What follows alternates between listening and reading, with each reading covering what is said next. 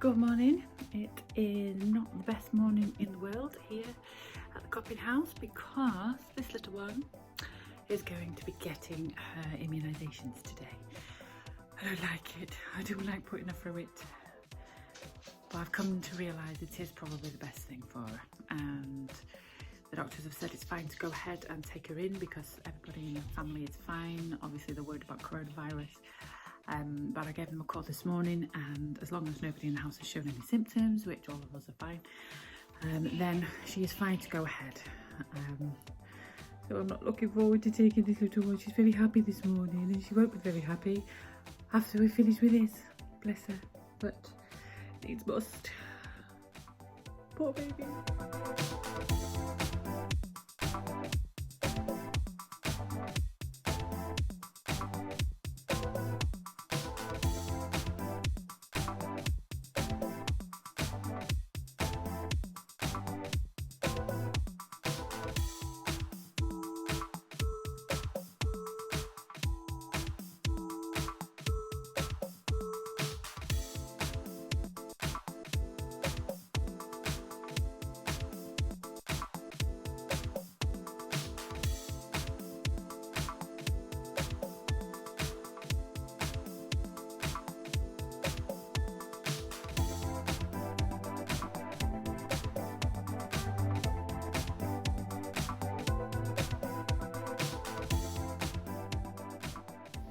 Immediate reaction. I don't like it.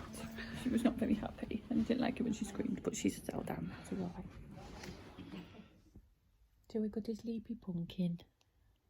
She's just had a jab. She's just staring now. Look, she knows we're talking about her.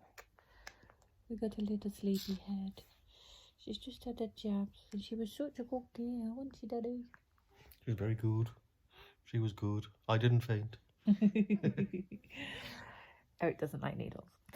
So she was a very good girl. She cried a little bit when they put each of the needles in, but then she was very soon comforted, and she was good as gold. And now she's just a little bit tired, and she's just about to have some medicine because she might get a fever. And she's going to have a feed, and she's going to have mummy snuggles all day because we're not going out again. So this coronavirus isolation, come on. Bring it on. Bring it on, exactly. Hello. So we're back. It's 24 hours after Hannah's immunisations yesterday. And she's got a little bit of a fever, little baby. So she's having a sleepy on mummy at the minute. She's had some Calpol though, the miracle Calpol. And she's feeling a little bit better. Her temperature's gone down now. So the nurse was just saying to keep an eye on her, obviously with all the coronavirus worry that it doesn't go past 24 to 48 hours. But that was in the midst of her explaining lots of different things, because she knows the meningitis vaccination is the one that causes the fever, she said. We didn't have that when my other ones were tiny. But then again, we are talking 20 years ago since I had my first baby. So a lot has changed, and I've been on quite a journey regarding that, actually. That's another reason why I wanted to kind of pop on here, and just in case any other people have had a similar sort of journey. And that is that once I had all my birth children immunised, the first three, and the last one was born nearly 18 years ago, so like I say, a lot has changed.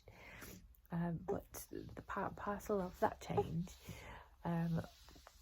was that I started looking into immunisations, and a lot of people, as social media developed, because we're talking, of course, I'm pre-social media. I am old. I'm not really. But as social media started to develop, you could go online and find things out, and there were a lot of opinions that I had that started to change, because you get exposed to different things, don't you? And a lot of the people that I used to be interested in online and follow online and things were against vaccinations. Now, I didn't know that was a thing when I was young, and I think a lot of people still are now. You unquestionably do what the doctor tells you to do. Now, can't say I'm 100% for that anymore. Now, doctors train a long time to learn things and to diagnose things, and I understand that. I don't mean that kind of thing, but what I mean is doctors have a very broad overview of people and very limited time to do tailor-made plans and information. But having said that, I started to look into the anti-vax movement, and I was quite enamoured with it for a little while, I must admit, and I decided that a lot of what they said made sense, and that if I ever had another child, I would probably not immunise my child any further, which is all fine when you haven't got a child to play that game with. I didn't mean game, I'll get lampooned for that. I don't mean a game, but when you have a child in your arms, that this precious bundle's lifelong health is your responsibility in this moment in time.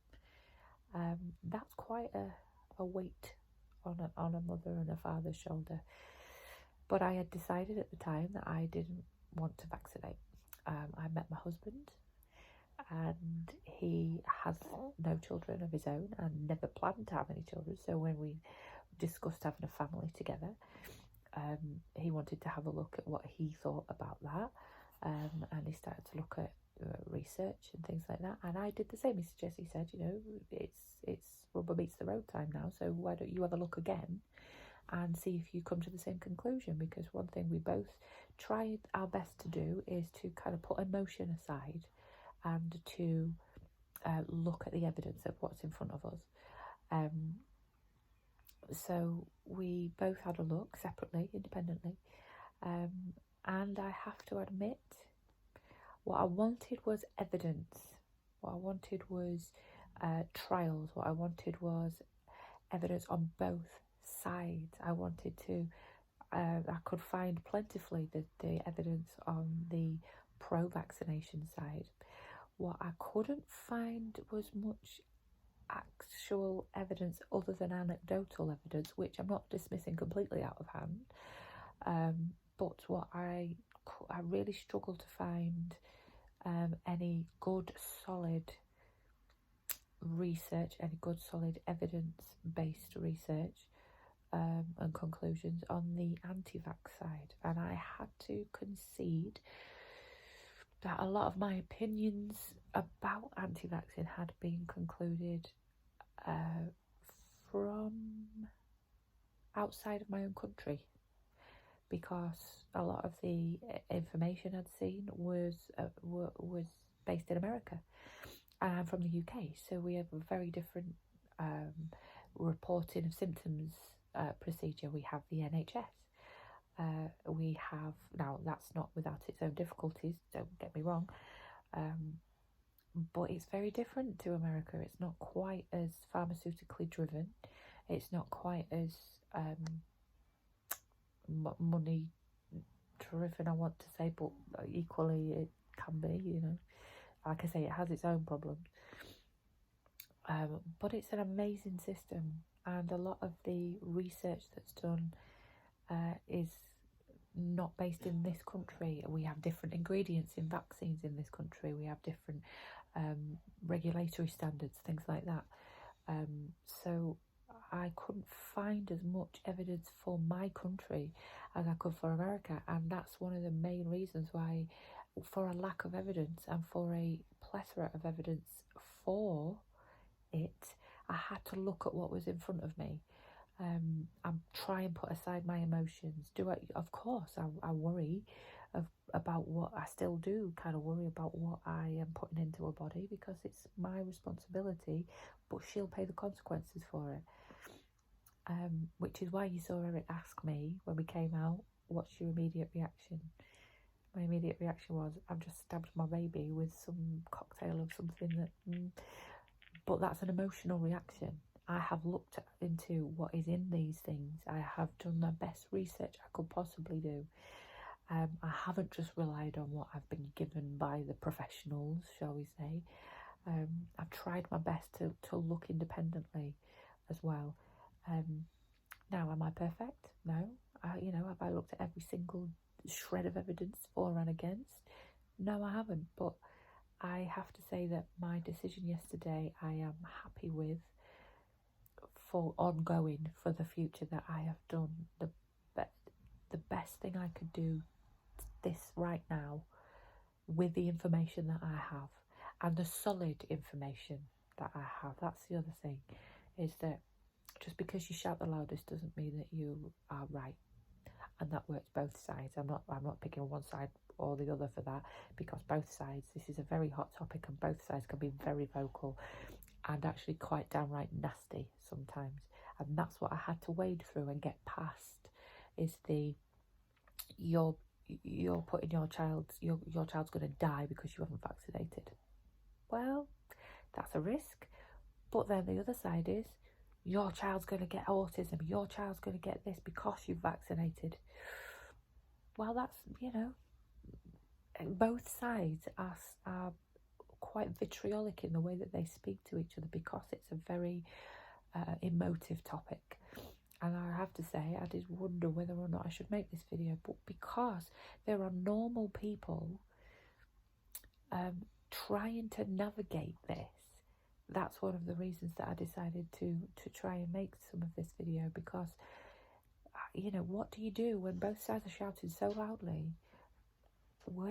How do you navigate it? And all I can encourage anybody to do, if they're really seriously thinking about this, is go where the evidence takes you. Don't just take somebody's opinion, credible evidence at that, so that you can try and make the best decision for your child that you can, and know when it's a heart issue, and know when it's just being stubborn. So that's it from us, really. Just want to close out the video and say thank you for watching, and I hope that helped. I'll link some stuff below in the description box, some of the research that me and my husband both did, so that if you want to have a look, you can have a look too. Please subscribe to the channel, and from me and Miss Hannah Banana, take care.